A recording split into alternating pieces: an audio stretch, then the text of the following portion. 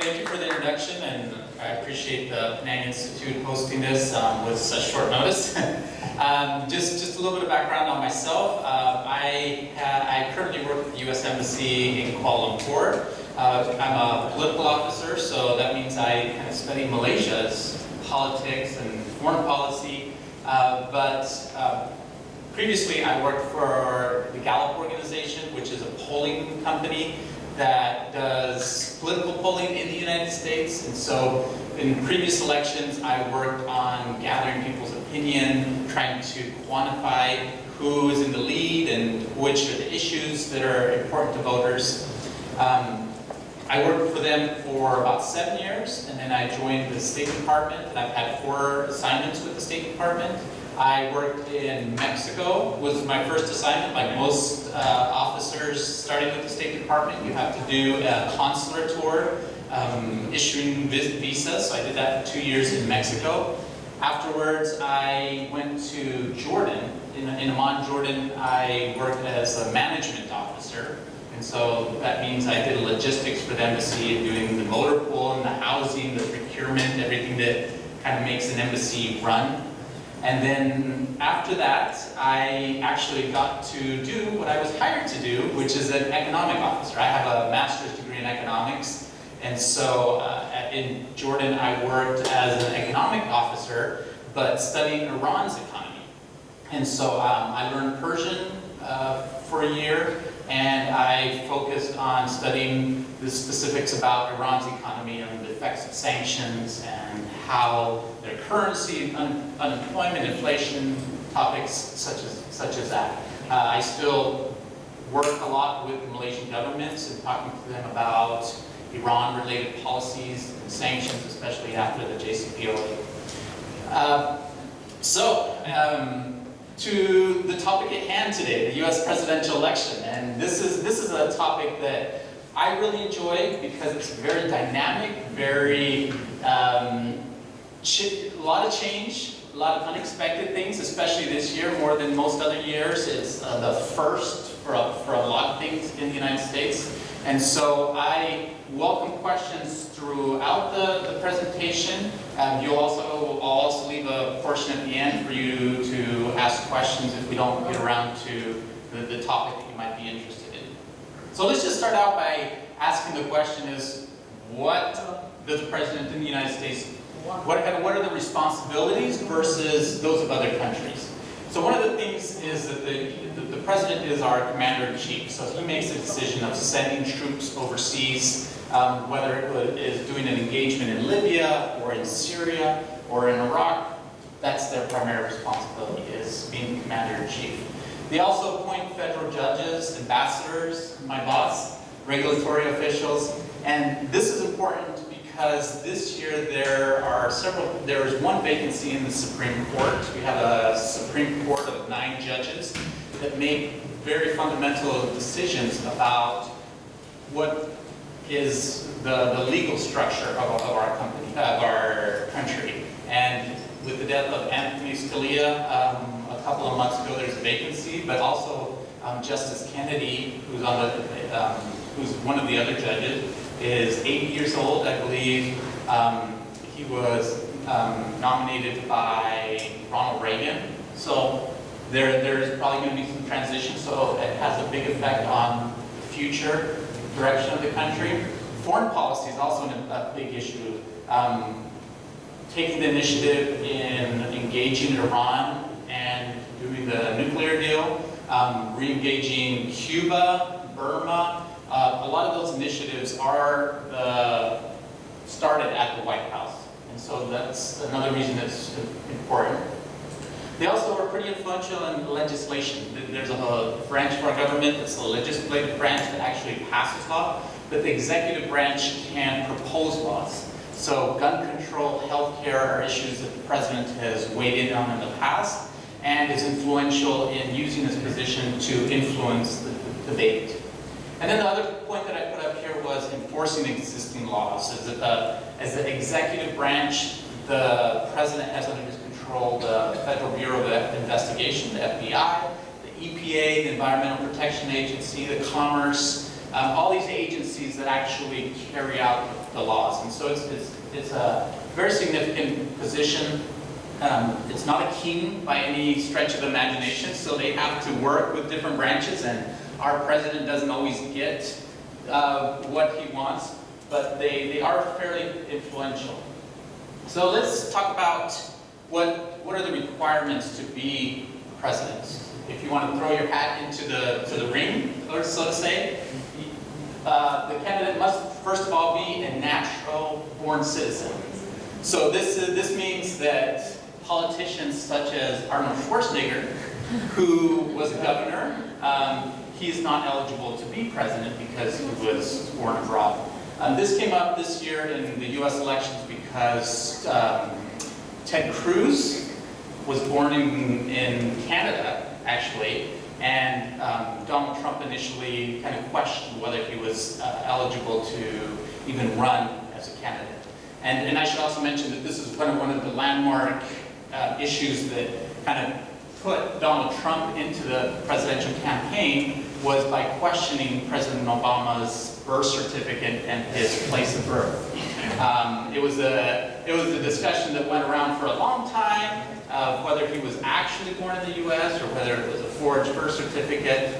I think that issue has been put to rest. Even Donald Trump admitted that the birth certificate that President Obama produced was legitimate, and there was proof of this in the newspapers of President Obama's birth and full birth certificate. So it's an issue that comes around ever so often. Another requirement is the presidential candidate must be 35 years of age. In the U.S. Constitution, there's different age age requirements for different positions. So a senator must be at least 30 years old, and a member of the House of Representatives must be at least 25 years old. And then the third requirement is that they be U.S. resident or residing physically present in the United States for at least 14 years. And that's given that they need to be familiar with the issues and have that experience, that's another one of the requirements.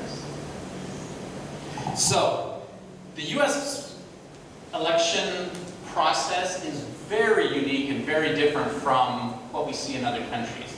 And to start to explain or understand why it's so different, I have to go back to the founding of our country.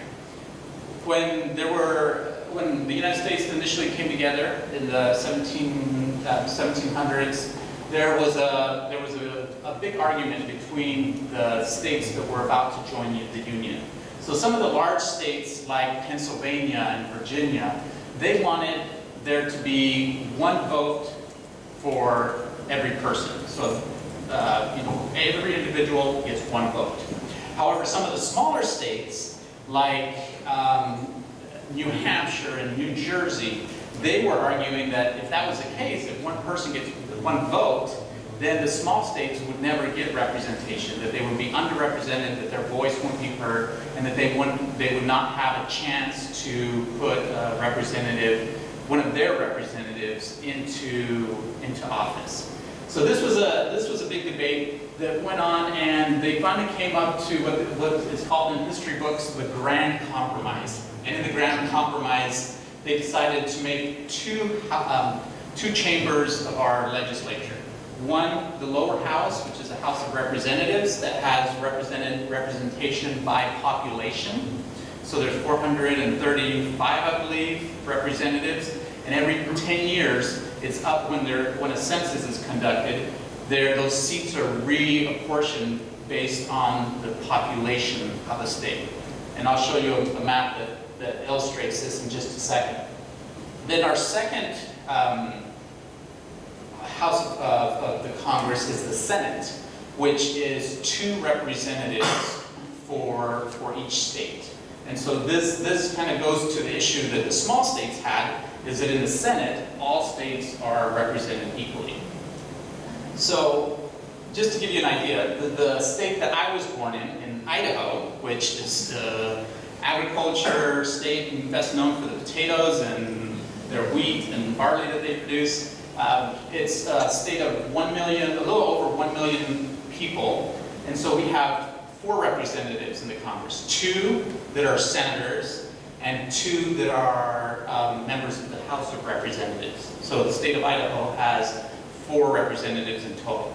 Another state, by contrast, California, that has a population of over 36 million, they have more representatives. They have 2 senators, like every other state, but they also have 53 members in the House of Representatives.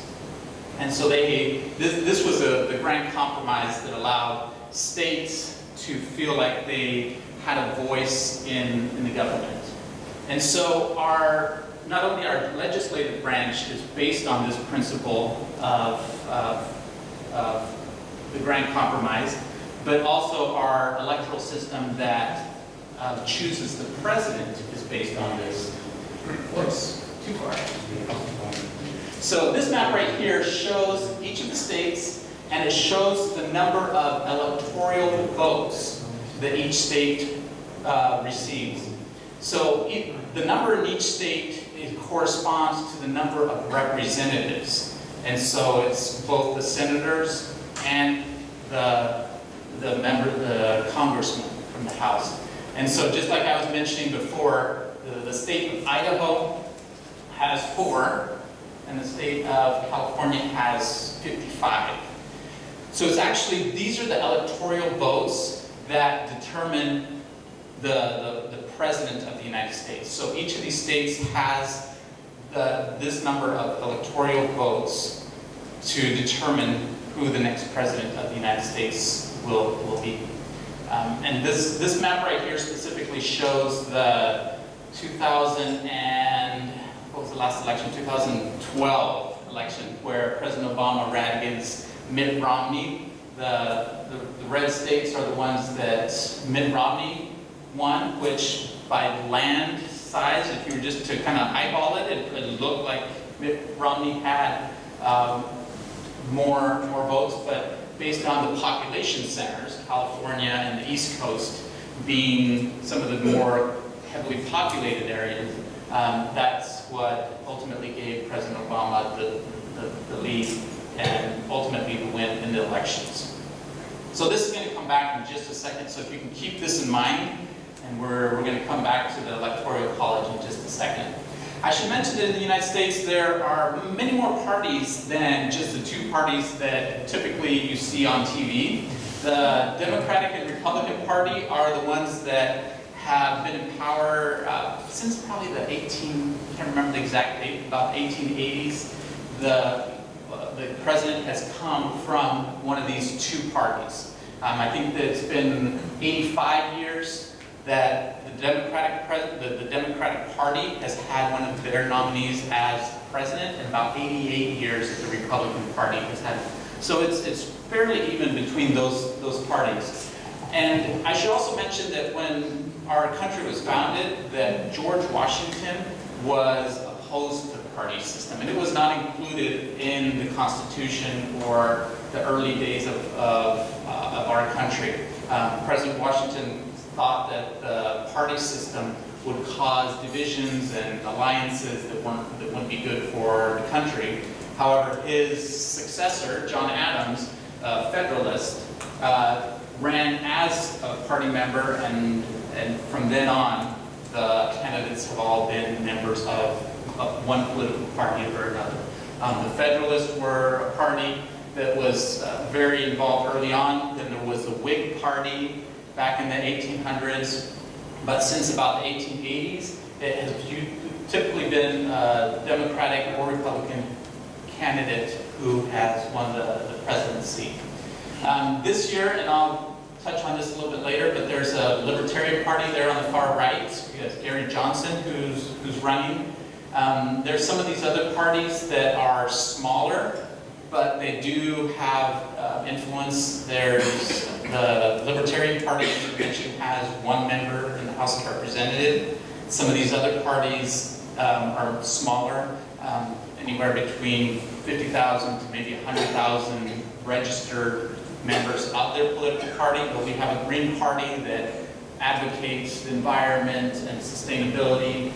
There's also a Communist Party in the United States. There's a Constitutional Party, which is more right-wing, the Socialist Party, and the little owl there is the Modern Whig Party, which has been around since about 2007. It's a fairly new party that was formed by some of the veterans of the Iraq War, and it's more right-wing, right-focused.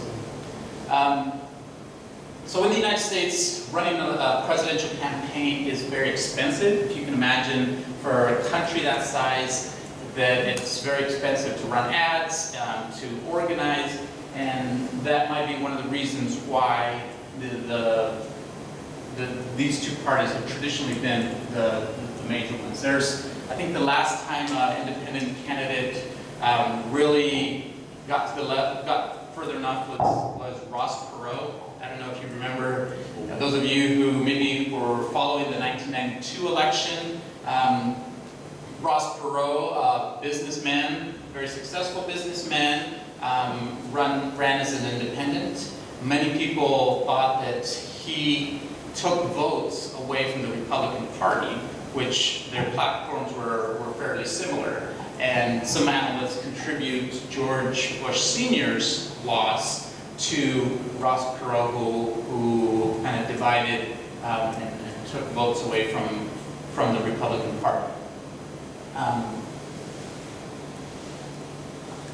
So for those of you who are not familiar with U.S. politics, I want to just be very general and explain the difference between Democrats and Republicans in the United States. Now, this is very, very general because candidates that put together platforms often kind of pick and choose topics. This is more of a buffet rather than a set course meal where candidates can kind of pick and choose. But Democrats are typically more liberal when it comes to social issues. So they advocate gay rights and gay marriage, whereas the Republicans are typically opposed to gay rights. Abortion is another social issue that Democrats are more for women's rights, whereas the Republican Party is more in favor of, is more against abortion.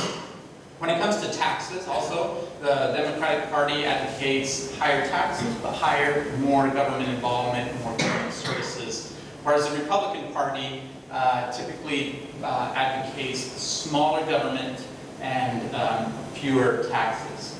When it comes to individual rights versus community rights, the Democrats, for example, on gun control, are more for restrictions in gun control, whereas the Republican Party advocates more of the fewer restrictions on gun control. Healthcare is another one that typically divides. Military spending is one that, again, these are very broad generalities.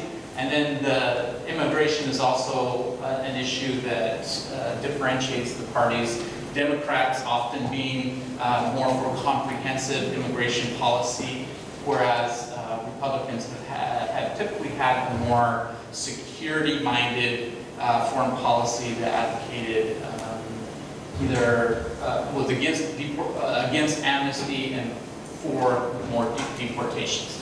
And again, I should say that this is not these are not categories that are always followed. So, for example, Ronald Reagan, who was a Republican, he was the president that passed amnesty back in the 1980s, whereas President Obama has had some of the highest levels of deportations in the country. So, again, these are very broad categories that have typically been the platforms of the two major political parties in the United States.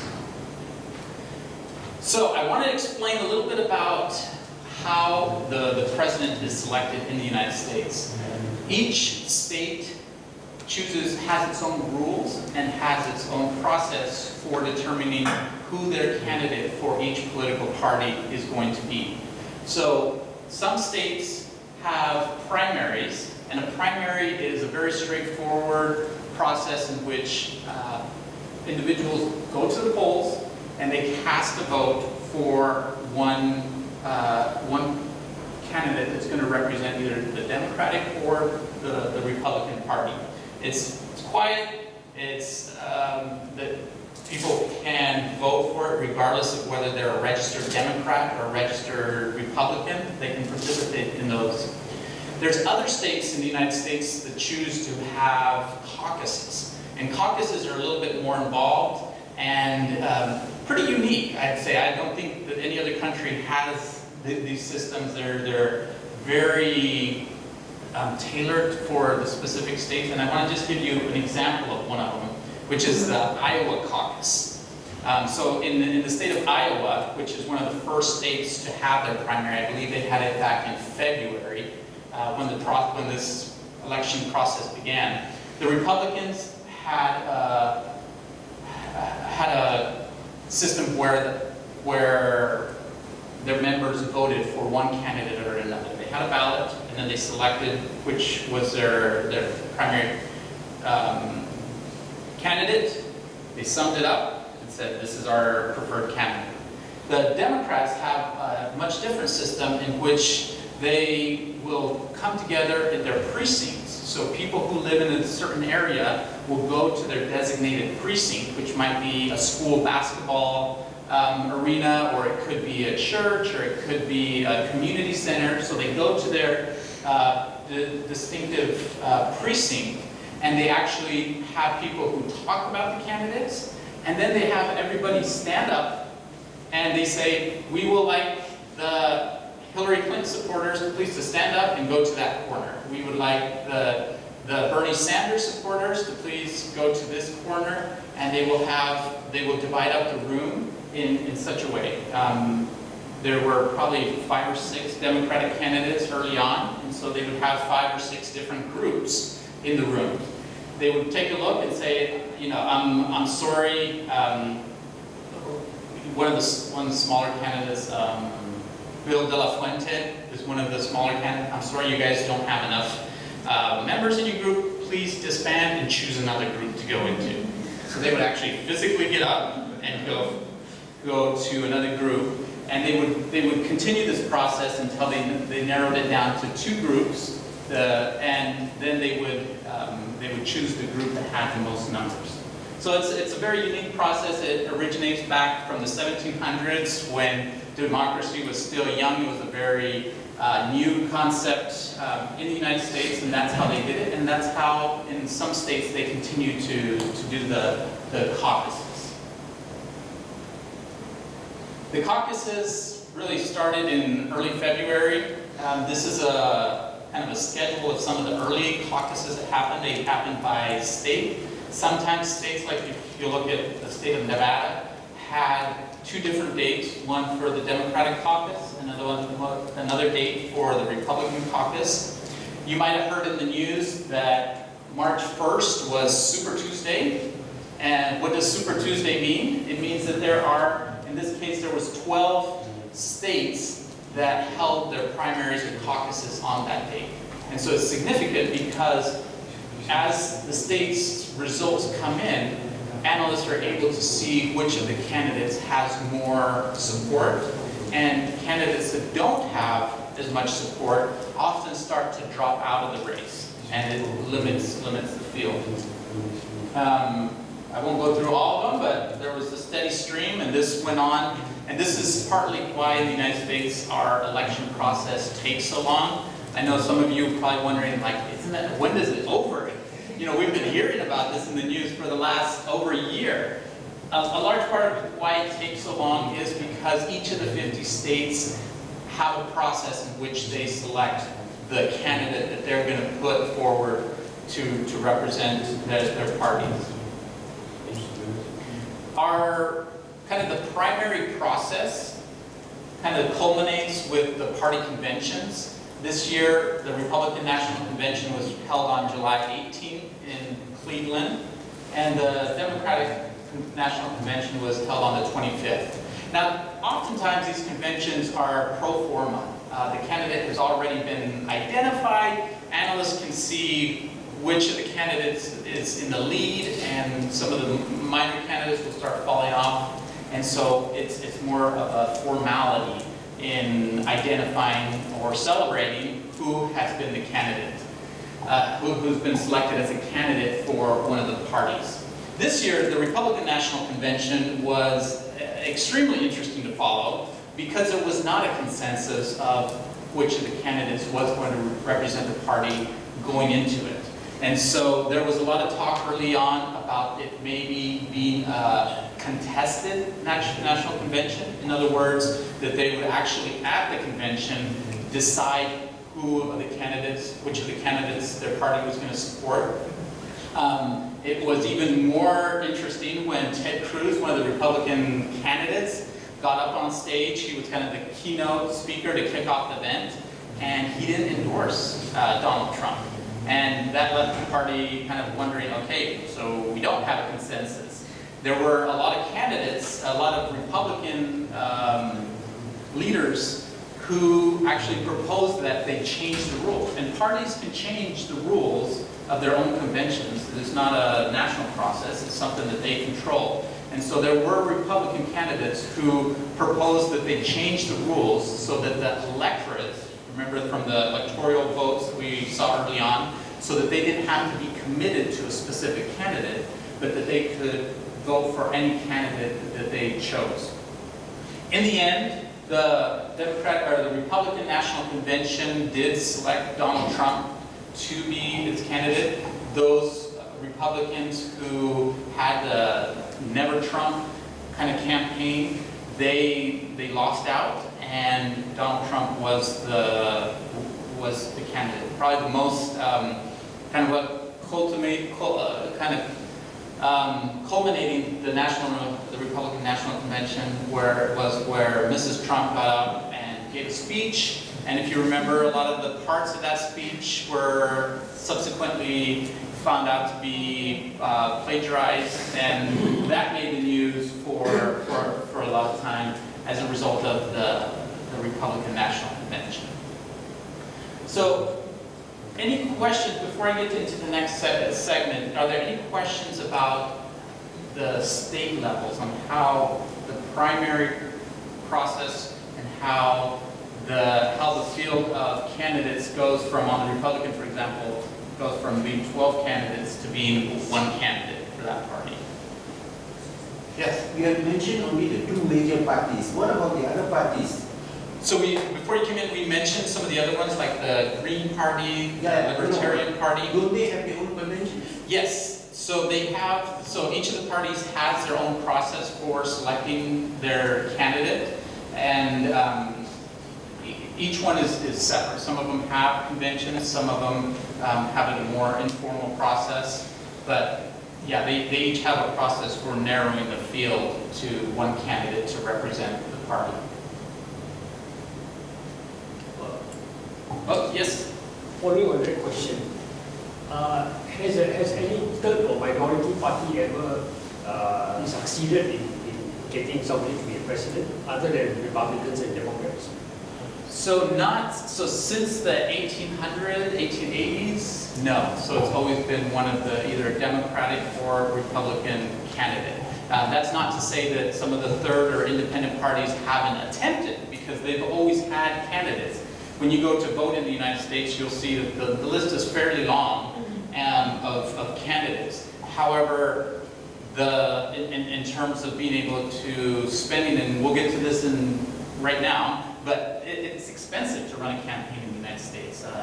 In 2012, it was estimated that the presidential campaign cost Mitt Romney and Barack Obama close to $1.1 billion in the campaign system. From everywhere, from the advertising to the logistics to TV ads. I mean, there's a lot goes on, which makes it difficult for third parties. And I'll get to some of the things that the federal government has done to try to subsidize and try to assist independent or third parties. However, it is typically difficult for them to have the same level of attention. But as far as legalities and the Constitution goes, it is possible. Oh yes, so there's really nothing in the U.S. Constitution that even defines political parties. That was creation afterwards that has been a tradition, but there's nothing in our Constitution that defines what a political party is, or how they're organized, or how they're funded. That's all kind of post the Constitution. So it means since the founding of the U.S., it's always been Republican or Democrats? No, so early on there were other parties. There was the Federalist Party, the Whig Party. There were several other parties which their names are not coming to mind right now. But there have been other parties with different platforms, and the parties themselves have changed over the years, where the issues, as they've evolved through the Cold War, a lot of the issues changed through the Civil Rights Movement. A lot of the parties' positions have changed on the issues, and so it's a very dynamic process.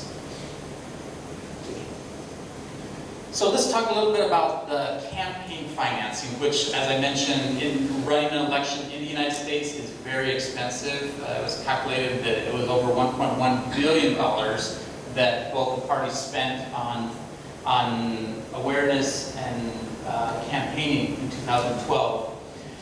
Once a candidate has gathered or raised $5,000, they are required by law to register and submit a statement of candidacy to the Federal Election Committee. So this is an independent organization that's responsible for overseeing the elections in the United States, and candidates are required to register once they've gotten above that $5,000 level. They're also required to disclose the sources of their funding. And so this is public information that you can go onto the websites of the political parties and see who has given money to their campaign and how much money they've given. There's also public funding that's available. So this is money that the U.S. federal government subsidizes for candidates to run a campaign. So let's say you want to run a campaign, you can request money from the federal government, and they will subsidize your campaign.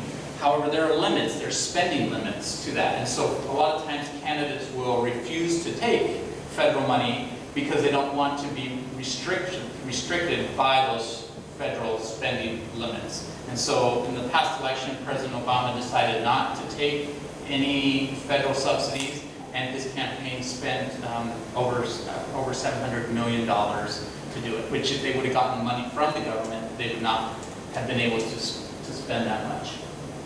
There are also contribution limits. There's a limit of $2,700 that individuals can contribute to an election, and in terms of election, the primary and the general election. So the primary, where the individual states are determining their candidate, and then the general election, where the president is determined. Those are considered two different elections, and so individuals have a spending limit of $2,700, whereas the political action committees, that's the PAC, they have a spending limit of $5,000. So per election. So this, a political action committee can be any organization that forms to support a candidate. It might be a teachers union, it could be an electricians or the firefighters, it can be any group that is supporting a candidate. They have to register as a political action committee, and then they have limits of how much they can give to a campaign. I didn't put it on here, but there's also super PACs, which have been very controversial in the United States. A super PAC is a political action committee, but not focused on an individual candidate, but their focus is on a specific issue. So that issue might be gun control or abortion, and they are not restricted on how much money they give. So this is something that was pretty debated in the United States, and it went up to the Supreme Court, where it was decided that money in terms of for super PACs was not limited. So this is kind of how the election process is funded. A lot of President Obama was one of the first candidates who really started to use the internet, Twitter, Facebook for fundraising. Previous candidates had used it, but I think over the years the internet has become a lot more of a source of revenues for political candidates. So let's get to talking about the political debates. This is some of the most fun part of the election. This is the process by which candidates come together in one forum and debate each other on a series of issues. These are pictures from the primary election. So within each party, they have debates where they talk about the issues. Starting on Monday, so this coming Monday will be the first general election debate. It's anticipated because up until now, the two candidates, Hillary Clinton and Donald Trump, haven't been in a room together discussing the issue. So this will start off on Monday, and there's a series, I believe, 4 debates that are scheduled. And I should mention too that political debates are fairly new in U.S. election process. I think the first televised election was in 1960 when then Richard Nixon faced off with John Kennedy. And it was a very interesting debate because Richard Nixon was considered to be the more polished debater. He had a lot of experience. He on the issues was solid. However, John Kennedy made a much better TV presence. He was young, good-looking, very composed. And if you go back and look at some of the footage, it's interesting that Richard Nixon, and he felt clearly, you could see that it was clearly uncomfortable in front of the cameras. He was even sweating under the lights, and a lot of that changed. And John Kennedy ultimately won that election. And a lot of people contributed to his performance in the election. There's been some research that has done that they looked at the people who listened to the debate either on radio versus on television, and those people who watched it on television favored John Kennedy. He had a good TV presence. However, those that just heard it over the radio, they actually more of them supported or thought that Richard Nixon had won the debate. So there's a lot to be said about kind of the evolution of elections and how TV has changed that. And we'll talk about that in a second because this year we have a person who has been on TV reality shows quite a bit and is fairly comfortable in front of the camera.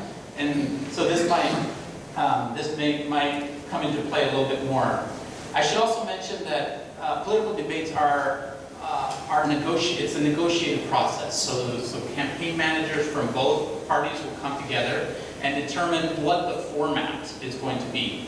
So whether it's going to be questions from the audience or questions from the moderator, whether the candidates are going to get a rebuttal, how much of a rebuttal. They even go down to the details of what color of tie you're going to wear, what color of clothes I'm going to wear. Can you step out from in front of the podium, or do you have to stay behind the podium?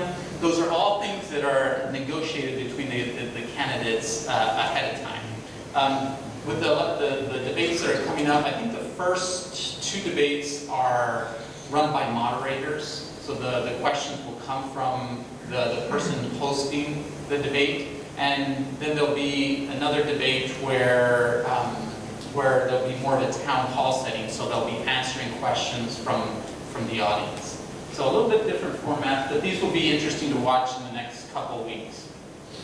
So I want to talk just really briefly, I know we're running short on time, but I want to talk really briefly on the candidates, giving you a little bit of background on the candidates that we have in this election. So Hillary Clinton, she has been in politics for a long time. She was, like President Obama, she's from Chicago. She went to Yale University, got a law degree. After graduating, she joined a law firm and became a partner. she was the first woman partner in that company. She married Bill Clinton, of course. She was the first lady while Bill Clinton was the governor of Arkansas, and then while he was the president of the United States. Unlike other first ladies that typically just have a ceremonial or kind of behind the scenes role, Hillary Clinton wanted to become more active in politics. She kind of headed up the healthcare reform back in the 1990s, which a lot of people dubbed Hillary Care, which a lot of people attributed to her to disapproval ratings. She got a lot of pushback, even from her own party, on those healthcare reforms, and there's been polls that were done that show that her popularity after the healthcare was after being involved in that healthcare reform bill was close to 30%. There were other issues that she got involved with. Watergate, Whitewater was an investment issue that kind of came up. The Monica Lewinsky affair, which she was not involved physically in, but she initially came out very supportive of her husband and said that it was a right-wing conspiracy to overthrow her husband. Once the confession came out, she released new statements saying that she was going to stay with her husband despite the problems, and her popularity was at all-time high after that. There was a lot of sympathy for what she had gone through. After leaving the White House, she served 2 terms as the Senator of New York, and she also served as Secretary of State, or my boss in the State Department. She served in that for many years, and so she's been involved in politics for a long time. There's been, as anybody involved in politics, there's been issues that come up. One of those are the Benghazi attacks. That there's been congressional testimony accusing her of having had a role in not preventing those attacks, and then an email controversy also that has been used quite a bit. So in a nutshell, this is Hillary Clinton. Bernie Sanders, since he's dropped out of the race, I'm going to go quickly past him, but he was very active early on in the 1960s in the civil rights movement, been senator of Vermont for a long time. I'm going to just, for the sake of time, go through these. So this was the Republican field lineup early on. As you can see, there were a lot of different candidates that started. If you remember the caucuses and the primaries. A lot of these, all these candidates were had their names on the ballots early on in the process. And as the primary season went on, candidates dropped out as they saw that they didn't have the necessary support. When it came down to the convention,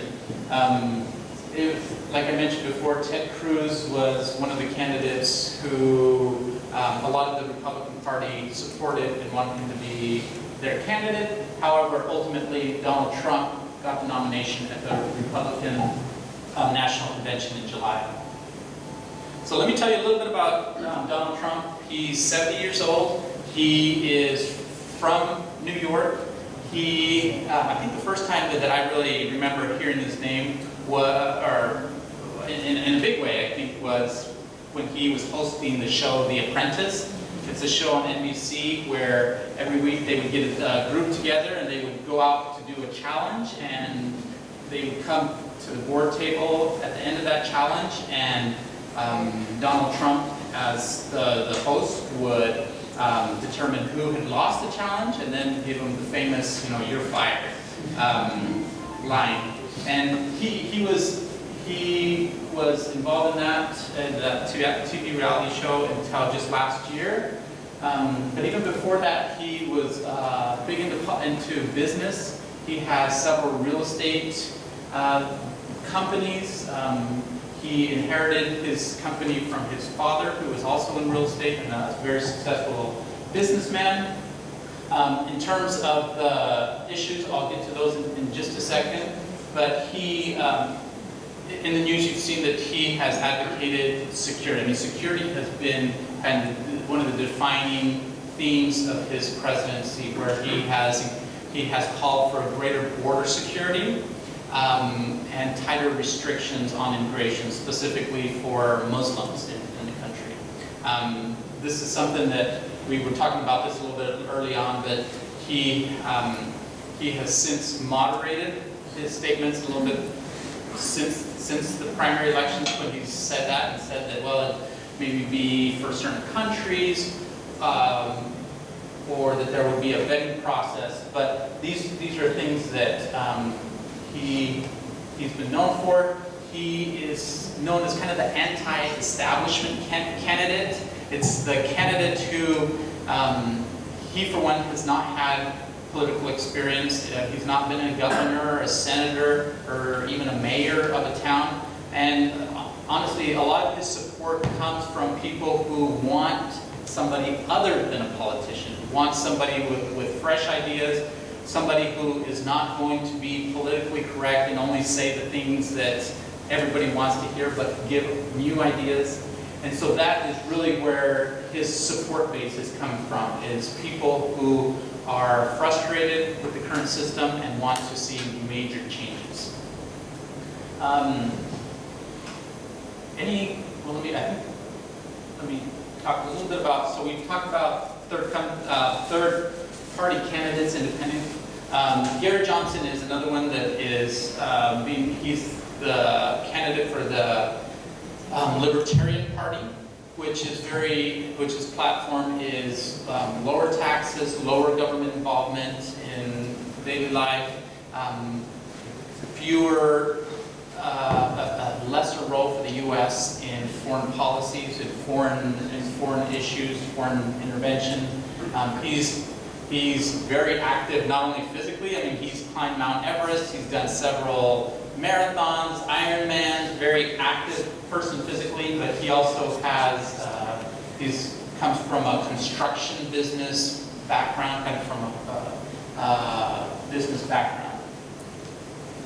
So with that being said, any questions about the candidates? And I should say, kind of in my role, I have to be unbiased as I present these, because any one of these candidates could be my boss in a couple months. And so I'm happy to, I think it's important for everybody to maybe not agree with the candidates, but understand where they're coming from, and also why they're popular. I think that's important for people to understand, is maybe you don't agree with him on, specifically with Donald Trump on certain issues, but understanding is, why are those ideas popular, and why is he gaining support in the current environment? Any questions about the candidates? Yes. Hillary Clinton. Oh, there's a microphone there. Hillary Clinton, she seems to be looked sick some 1 week back. What's your opinion? Is she that really sick? So, I'm not a doctor, and I can't evaluate. I mean, I haven't really looked specifically at her health, but I think you're referring to the incident in New York where the camera kind of caught her fainting, and her campaign came out afterwards and said that it was likely due to heat exhaustion, and that I think she had walking pneumonia. I think that was the other issue. That being said, these campaigns, as you can see, they're extremely long, over a year long, and candidates are typically going to several events each day. High energy, very active. So I can understand, empathize with that, but it is an issue that has been brought up in the campaign season, is the health. And so the candidates have kind of been egging each other to show their health records. Donald Trump has said to Hillary Clinton, well, show us your health records, show us you're healthy enough. And I think in return she said, well, show us your tax records and show us. And so there's a lot of those issues that are used by the candidates to try to kind of position themselves. But yeah, the health is definitely one of those.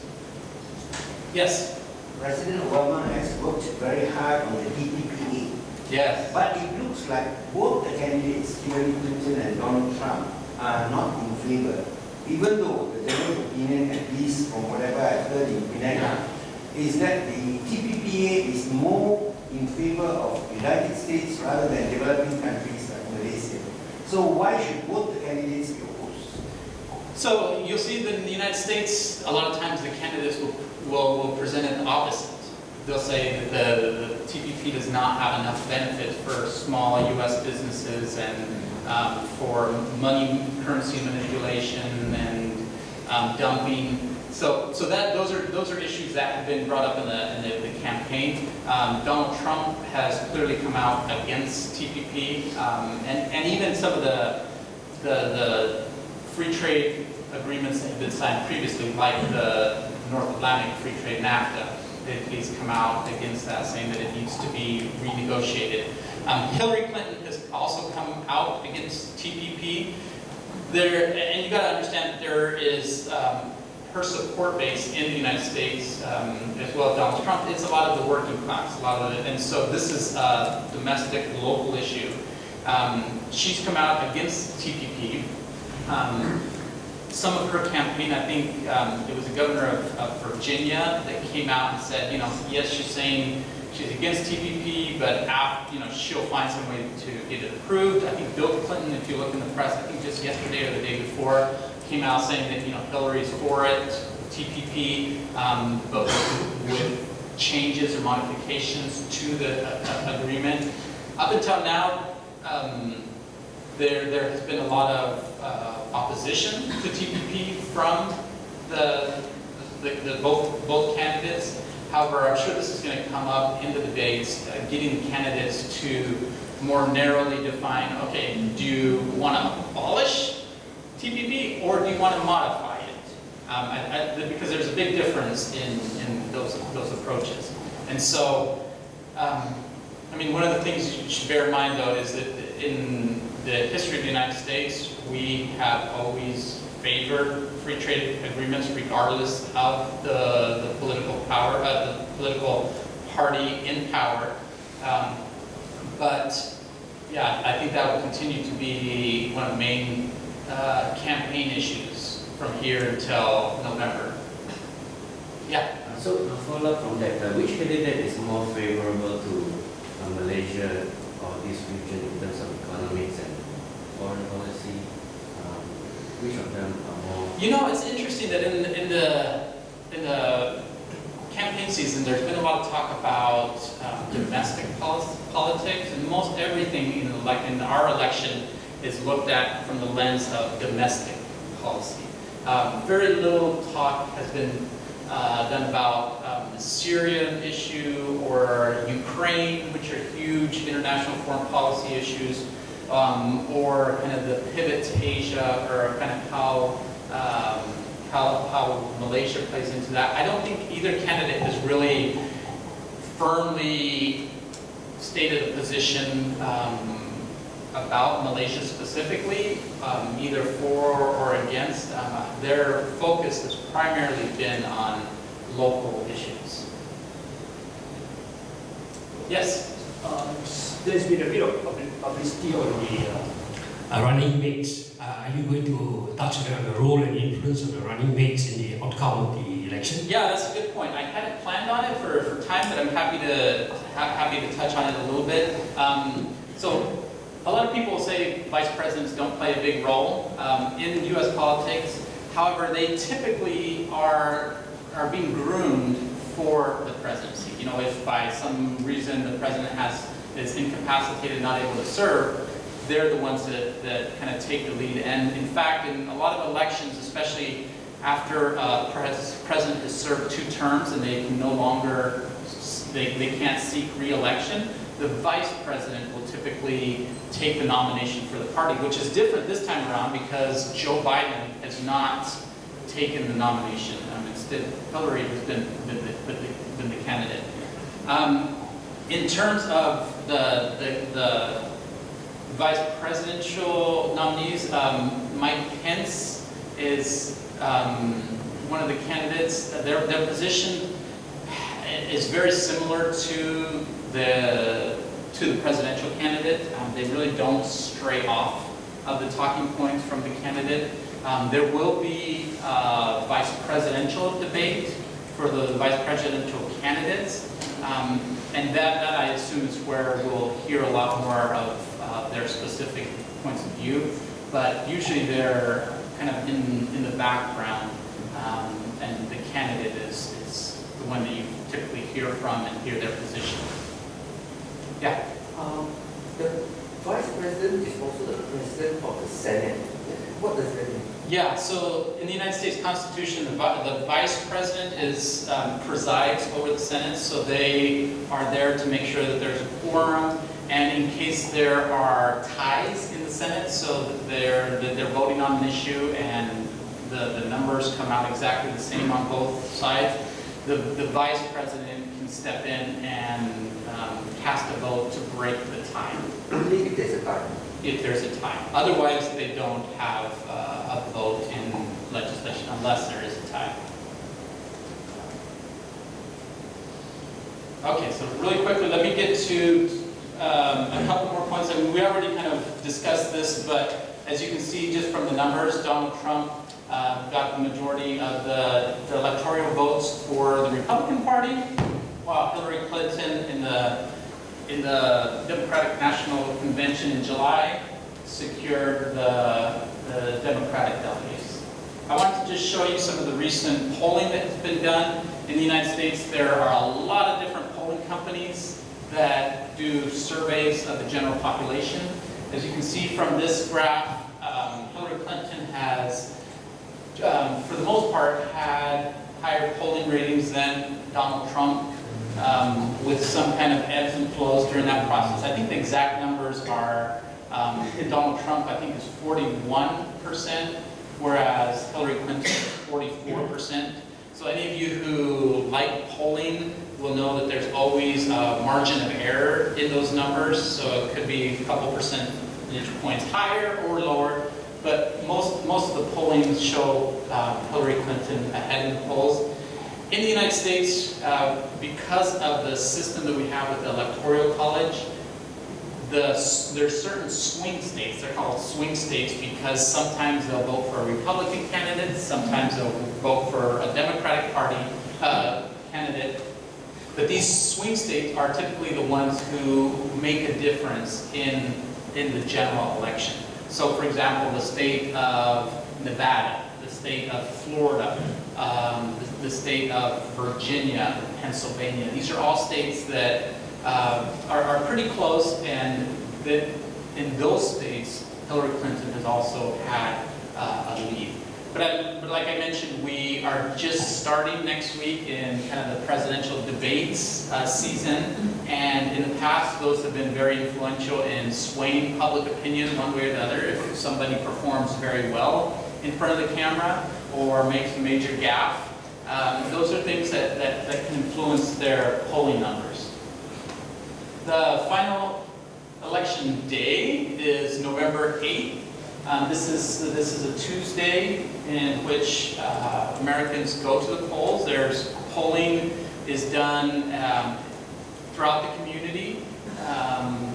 People are voting not only for the president, but also for members of their representatives in Congress and at the city level. There's sheriffs, there's county clerks, there's mayors, there's senators. So there's a lot of campaigning that is going on in the United States, not just the presidential. And then finally, on January 20th is the day that the new president will actually take power. So there's as you can see, there's a gap between election day and inauguration day. During that time, the president, the elected president, will typically get together their cabinet will kind of organize of how they're going to shape their cabinet and officially start on January 20th. This was, for me, was a very memorable day. My wife and I actually went down to the mall. This is in Washington, D.C., called the Mall area, and kind of heard the inauguration. But it's a very interesting time because there's a lot of change. I think some people are scared of change, and for them, elections sometimes are worrisome.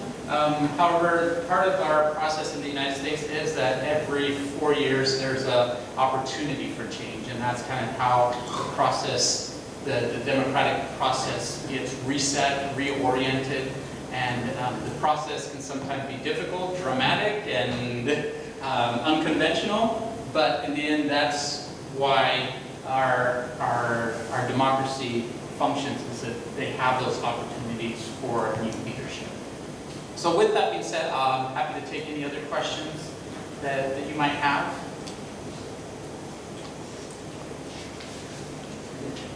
Yes?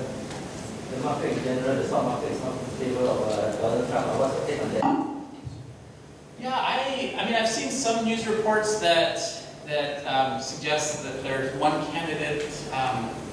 It's hard to tell because the stock market doesn't really have one single voice or a single reason why it goes up or down.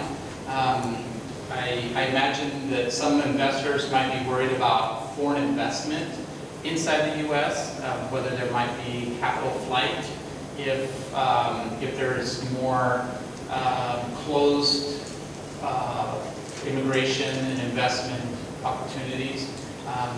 However, yeah, I don't give those a lot of notice or necessary importance because there's a lot of factors that go into determining kind of financial markets.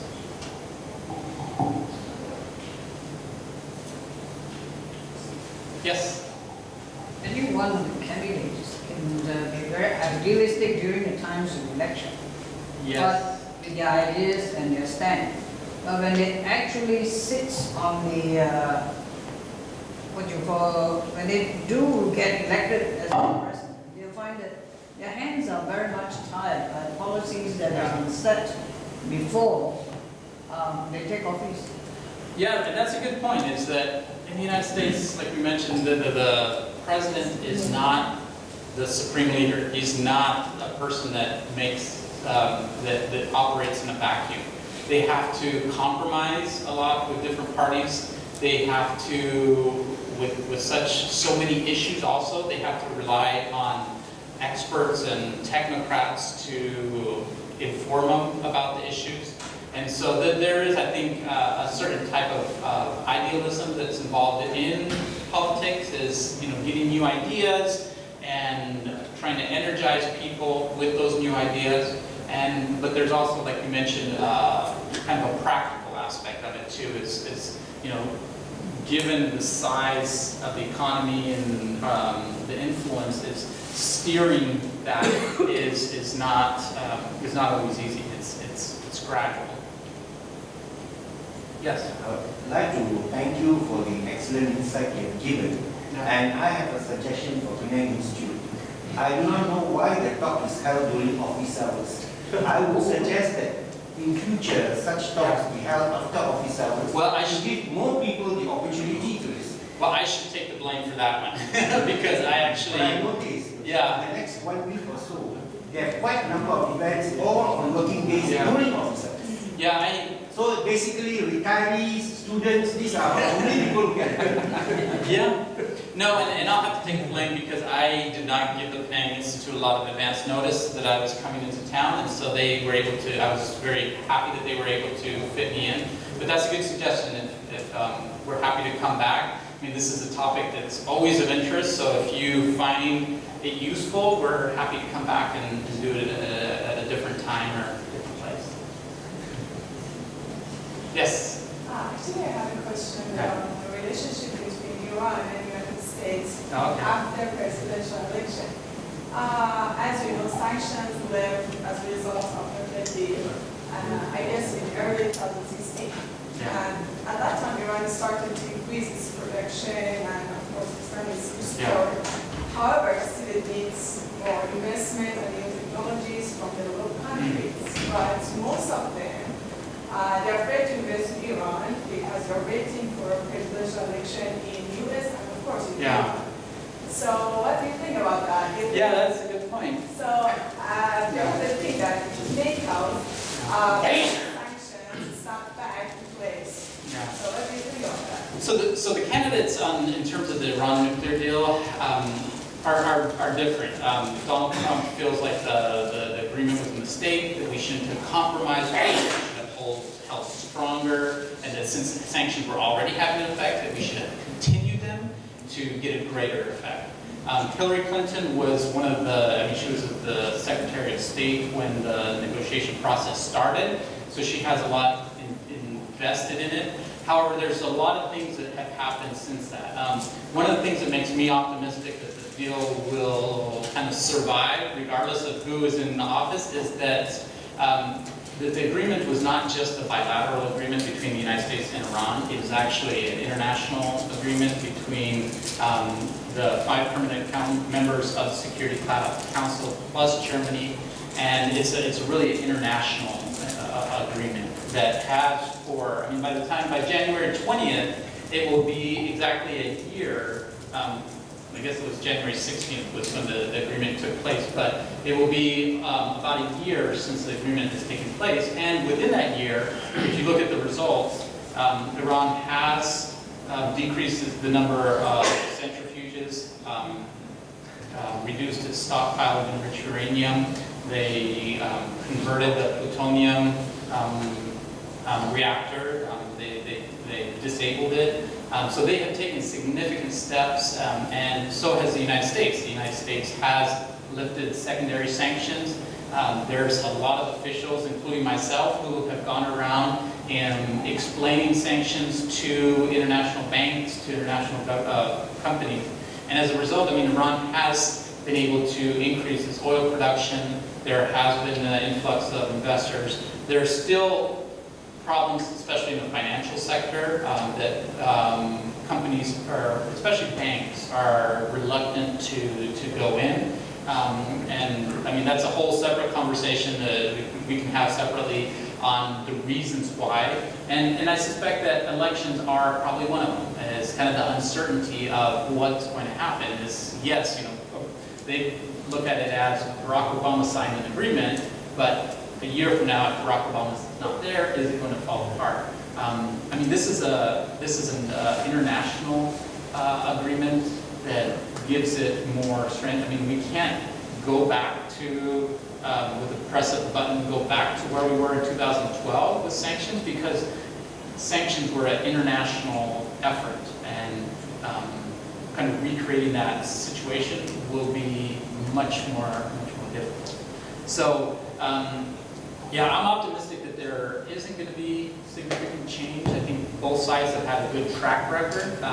It's in neither country's interest to kind of roll things back. I think they were escalating for so long, and kind of if you follow the trajectory of that escalation, it was very dangerous, the direction it was going. So I think there's a lot, I think it's in both countries' benefit that it de-escalated and that there is an agreement in place. But in Iran, there's elections in May too, which also kind of throw a wrench into the system of what's going to happen. Yeah. What other questions? Yes. I wish to ask more on the electoral college. Just now you pointed out that Iowa has got 4 seats, and Arizona has 55. Yes. Yes, and he also talks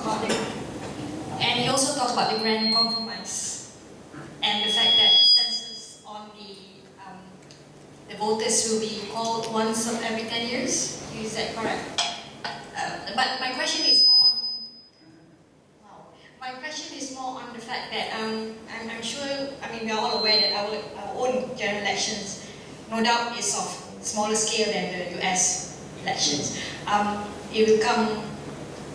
Not very far away. So my question is, for example, you use the examples of Iowa and California. Is there a basis, like a specific figure that amounts to 1 seat? Have you all worked on a principle of number? Like how many number of voters equals 1 seat? So yeah, so you're asking if there's a certain number of the population Yes. that is equivalent. So in the U.S. House of Representatives, there's about 435 seats, and so the population of the United States, what is it now? About 280 million. So I can't do the math in my head. You can.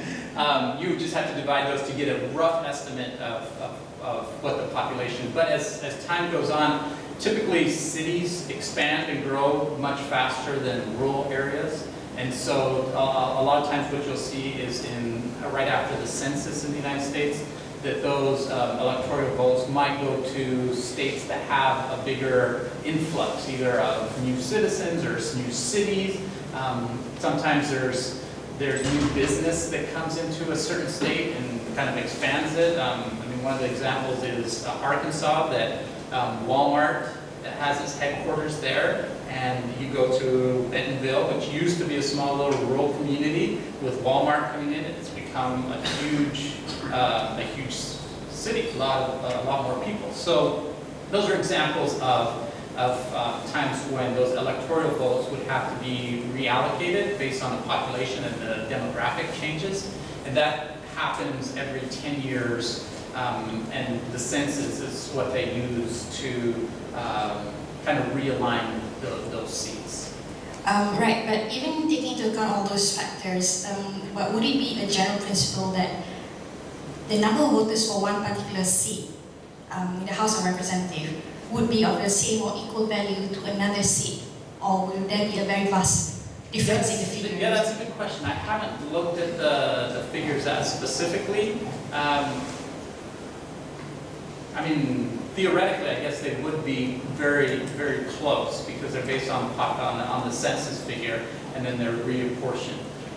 I guess you'd have to look to see kind of the population of each state and see how many electoral votes they have to see if it kind of coincides. I mean, the example that I gave of the state of Idaho, where I was born, and the state of California, in that case, they are very proportional to the population. Excuse me. Yeah. Relating to the earlier question, we are of course more familiar with our Malaysian system, Yeah. where we have parliamentary and state constituencies. And of course, I think the earlier question relates to the fact that actually we don't have a system of one man, one vote. Because some parliamentary constituencies have in excess of 100,000 voters. Some parliamentary constituencies only have less than 30,000 voters. Yeah. So if you belong to a big constituency, you don't carry as much weight as the voter from a smaller constituency. I think that was the concern raised in that question. Yeah. So what I want to clarify is, if you take the state for example, there are no constituencies within the state. You operate as a state. Are there separate constituencies within each state? Yes, so if you kind of drill down just at the state level, you have the county level, you have the city level, and then each of the, so for example, in my state, there's 2 members of the House of Representatives, and their congressional districts are actually drawn out, and they're separate parts. So one representative might be for the northern part of the state, whereas the other representative, their congressional district is in the southern part. And it's, I mean, there's a term for it in English, gerrymandering. Yeah. Is where the congressional lines are redrawn by the state. That's a whole other topic and very, very controversial, but yes, there is a process by which politicians can reshape those congressional lines and have influence on the outcome of it. You don't have an independent body to do the drawing up. Like in our case, the so-called Independent Election Commission. Yeah, so we have a Federal Election Commission, and they're responsible for overseeing the actual voting process. but they are not responsible for determining the congressional districts, or that's done separately by the states. So any more questions? Yes? Why is Gary Johnson not doing as well? That's a good question. He was a candidate in 2008. Probably a lot of you guys, or 2012, sorry. A lot of you didn't realize that. He's a smaller candidate. His popularity has been increasing over the last couple months, but in order to get a seat at the at the presidential debates, you have to have 15% of the popular vote in order to be invited to those presidential debates, which he doesn't have. And so a lot of it is airtime. He hasn't had a lot of airtime. Yes, money plays a big role in it too, where a lot of the big political parties, they have money that they have been saving for several years for the election. So once the election comes around, they're ready to go with advertisements and TV spots, and they have representatives in each state that are ready to go. It's a pretty big logistical effort to get involved. And sometimes the smaller candidates don't have the logistics, the funding, the awareness of the bigger parties. But given what he's standing for in terms of trade and small government, wouldn't the big businesses be happy for the presidential person? Yeah, I mean, I'm an economist, and usually economists like libertarians because they're very much for hands-off government, let the markets determine prices, let the markets determine what services are needed and which ones are not. It hasn't been in the mainstream yet, in that a lot of libertarian ideas, like getting rid of healthcare, letting each individual get their health care and no government provided benefits, or doing away with Social Security and Medicaid and Medicare, which are some of the ideas of the libertarians, letting the private sector handle those. Those are not ideas that are generally supported in the population. Most people want there to be some sort of kind of safety net for the poor people. Also with military involvement, I mean, the libertarians are very much for no foreign intervention, no foreign involvement, whereas a lot of Americans believe that we have interests overseas and that we should be involved in doing trade deals, that we should be involved in ensuring the safety of certain areas. And so those ideas that the libertarians kind of espouse have not been kind of taken in, but the resources is a whole other issue too.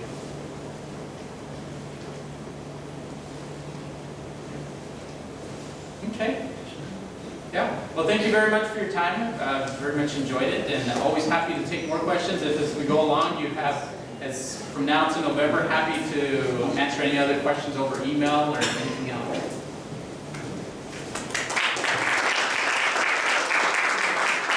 Thank you, Alan, for the wonderful presentation, and thank you very much for your time. I'll certainly take your comments into mind. So perhaps this is a good idea for the next invitation that we can extend to you post-election. What's the next president's going to offer to Malaysia and us? So with this, I would like to thank everyone for coming and spending time with us, and especially Alex for coming all the way here. Thank you very much.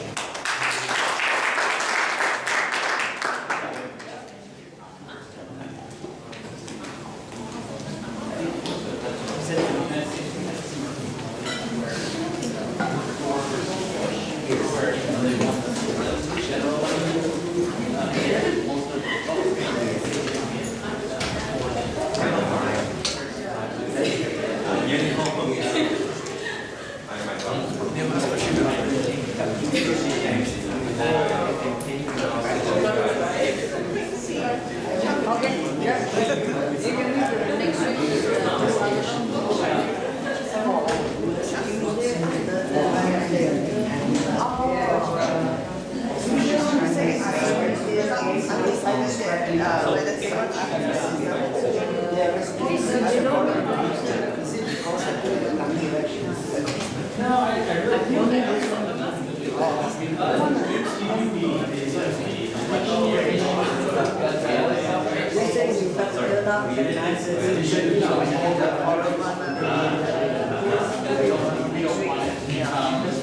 Tuesday one is Aircraft carrier or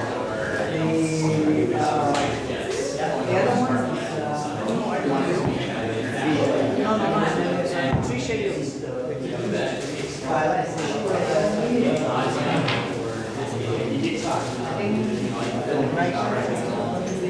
so those are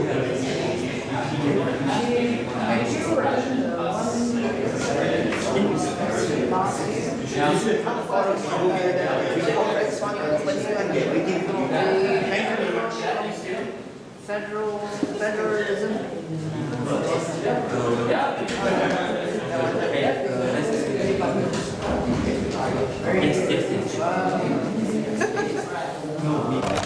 Okay. Catch up next week. There's a lady from the World Bank. So that's the right. So we're actually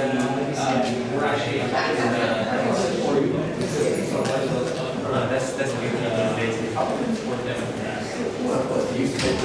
Yes, so there are actually people who, so for the state of Idaho, there will be 4 people. The congressman said Well, not them specifically, but it would technically be people from the party. And so if the Republicans get the majority of votes, then the Republican Party would have those 4 people who would go and submit their votes. So it's indirect voting. But we're voting for that fourth college, who then votes for the president. Can these people go against the voters? So, no, because they call them committed votes. So in the primary election, there's some states who have laws that they say that they can adjust their votes. And they can, the one at the national level, they are committed for